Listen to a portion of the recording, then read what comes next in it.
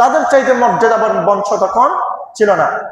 আমেনা আব্দুল্লাহর ঘরে আল্লাহ পাক রব্বুল আলামিন মক্কা পৃথিবীর সবচাইতে সেরা নগরী, সেরা শহর, সেখানে মুহাম্মদুর রাসূলুল্লাহকে আল্লাহ পাক পাঠালেন রহমত হিসাবে। এই মানব জাতির মুক্তির জন্য আল্লাহ পাক মুহাম্মদুর রাসূলুল্লাহ সাল্লাল্লাহু আলাইহি ওয়াসাল্লামকে দুনিয়ার বুকে প্রেরণ করেছেন।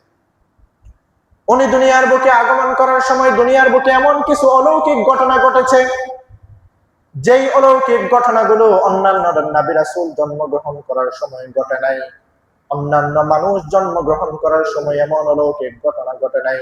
উনি দুনিয়ার বুকে আগমনের আগেই আমিনা মুবারক সুসংবাদ পেয়েছিল। সুবহানাল্লাহ।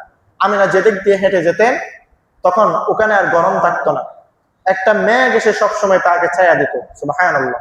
10 মাস 10 দিন রাসূলকে পেটে ধারণ করেছেন। আমিনা কখনো বুঝতে পারে নাই তার পেটে একটা সন্তান ছিল। সুবহানাল্লাহ। কখনো কষ্ট পায় নাই।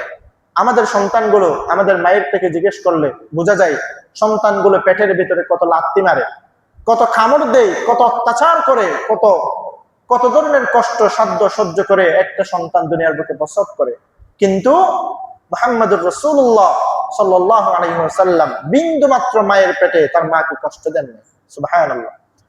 দুনিয়ার মানুষগুলো দুনিয়ায় আগমন করে, মাথা থাকে উপরের দিকে, পা থাকে উপরের দিকে, এভাবেই মায়ের পেট থেকে দুনিয়ার বুকে জন্মগ্রহণ করে। কিন্তু মুহাম্মদুর রাসূলুল্লাহ দুনিয়ার বুকে জন্মগ্রহণ করেছেন মাথা নিচের দিকে দিয়ে। আল্লাহ পাককে সিজদারত অবস্থায় দুনিয়ার মাটিতে পা রেখেছেন। সুবহানাল্লাহ। আল্লাহ পাককে সিজদা করে দুনিয়ার বুকে আগমন করেছেন।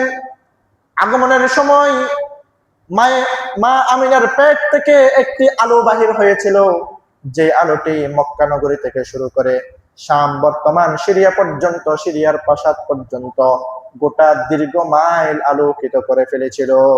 সুবহানাল্লাহ। মানুষ বুঝতে পারে নাই এটা আসলে কিসের আলো, কিসের আলো এসে এটা পুরো আলোকিত করেছে, বুঝতে পারে নাই।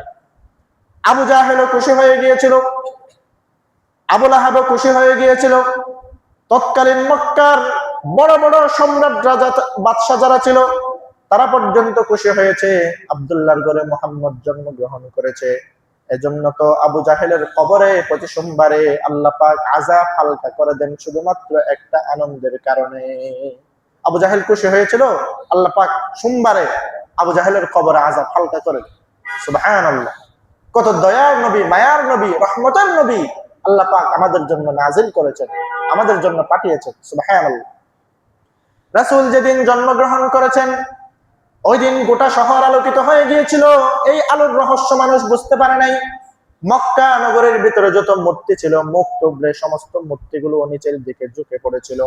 শুধু তাই নয়, মুসলমান ইমানদার রাসূল সাল্লাল্লাহু আলাইহি ওয়াসাল্লাম দুনিয়ার বুকে যেদিন আগমন করেন ওই দিন মক্কা নগরীর যত মানুষ ছিল, যত বাসিন্দা ছিল, আগে তারা উপোস থেকেছে। ওই দিন সমস্ত মানুষের ঘরে আল্লাহ পাক রিজিক পৌঁছে দিয়েছিলেন। সুবহানাল্লাহ।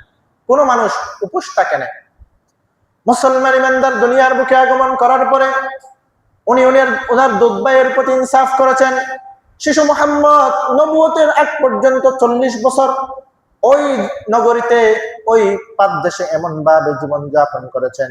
মানুষ তার কাছে আমানত রাখতো, যেভাবে রাখতো সেভাবে ফিরিয়ে দিত। মানুষ তাকে আল আমিন, বিশ্বাসী হিসেবে উপাধি দিয়েছিল। সুবহানাল্লাহ। নবুয়ত পাওয়ার পরে সবাইকে এক জায়গায় ডাকলেন। ডাকার পরে বলতেছে আবু লাহেব, উতবা, শাইবা, মক্কার বড় বড় কাফের